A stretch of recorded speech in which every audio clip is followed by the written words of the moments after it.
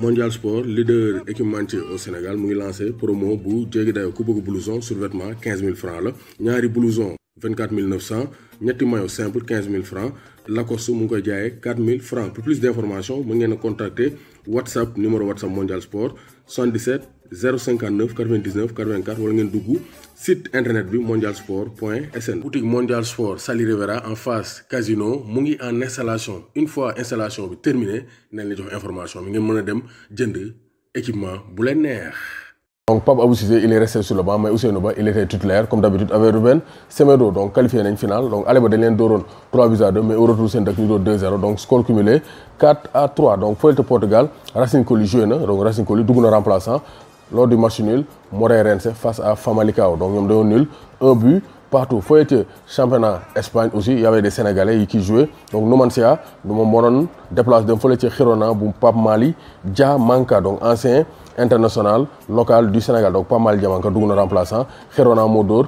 2-0 donc gis nañ ne aussi fële ci Europe donc maintenant championnat Espagne Real gagné na 2-0 avec 2 buts de Vinicius Junior entaché d'une polémique donc Real aussi cette fois-ci donc vraiment je pense que l'arbitre a déconné parce que arbitre bi il devait siffler la faute donc il y avait faute bel et bien sur le joueur de Real Mallorca de Dani Carvajal def na faute avant que Vinicius du dugal mais n'empêche arbitre sifflé wu ko y a la VAR et tout mais arbitre sifflé wu ko donc 1-0 pour le Real deuxième but c'est Sergio Ramos coup franc la teg Sergio Ramos dugal donc Sergio Ramos il marque de la tête penalty coup franc c'est le meilleur défenseur donc au monde donc Sergio Ramos vraiment c'est le très haut niveau ku inspiré wu ci moom di nga nekk un excellent défenseur je pense que ñuy wax Virgil van Dijk donc Koulibaly looloo ko dese le caractère décisif dem ci grand club di def différence donc di dugal ay buts décisifs loolu rek ko dese mais du point de vue intrinsèque donc am nañ talent mais Ramos c'est un autre niveau il marque des buts de très haut niveau donc Real gagné na donc Real ak Barça tolluwaat nañ point mais Real moo ko raw confrontation directe donc le Real est de nouveau leader de la Liga donc gis nañ ne tey Zidane il a joué avec un système 4-2-3-1 avec Hazard en meneur de jeu parce que Casemiro nekk fi mu footballoo Modric ak kii di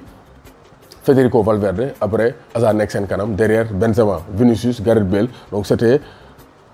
un match de gala pour pour l'équipe de Zinedine Zidane fële ci Angleterre United moo doon 3-0 Sheffield United avec un triplé d'Anthony Martial donc Martial vraiment il a marqué ses 17e 18e et 19e but de la saison tout comme ils sont confondus avec Manchester United donc musul am bilan boobu depuis ba mu nekkee Manchester United donc attention les Red Devils reviennent en forme avec un excellent Paul Pogba Bruno Fernandes au milieu donc c'est le très haut niveau avec Manchester United donc Wolverhampton gagné na c'est le classique débordement de Adama Traoré moom ñàbb la def day déborder centré pour kii Raúl Jiménez le Mexicain day tëb ci air bi taxaw fa 5 minutes 45 secondes après mbëkk bal bi jeex na Wolverhampton est à égalité avec Manchester United et lutte pour la Ligue des Champions donc Norwich moom Everton moo ko fekki door ko 1-0 donc Lys Mousset gis nañ ko dugg na génn à la pause donc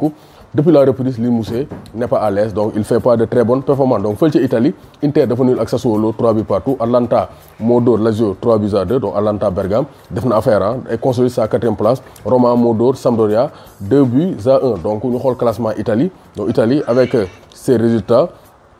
Juve moo jël premier 67 points avec 27 matchs donc Lazio moo jël deuxième la Lazio est deuxième donc ñoom Ciro Immobile def nañ saison bu jéggi dayoo à 4 points de la Juve da des na 11 journées donc Italie rien n'est encore joué donc Inter donc moom décroché na Inter 58 points donc noonu décroché nañ Atalanta Bergame moo jël 4e donc le Milan AC de Jim Momar et Kaoman Thiam ñoo am 39 points am 8 donc jël 8e donc ñoom ils peuvent jouer toujours la Ligue Europa donc Napoli 3 points rek la leen rawee de Kalidou Koulibaly donc ils peuvent jouer la Ligue Europa donc gis nañu ne suba Eibar Papulijo mooy dalal Valence donc Real Betis mooy dalal Espanyol Barcelone donc Chelsea Manchester City ça sera donc une des finales de la Premier League parce que si Chelsea bat Manchester City donc Liverpool sera champion donc loolu la ñu indiloon tey donc comme résultat football européen et résultat des Sénégalais en Europe doomu Gaynde Njaay warul tiit warul ragal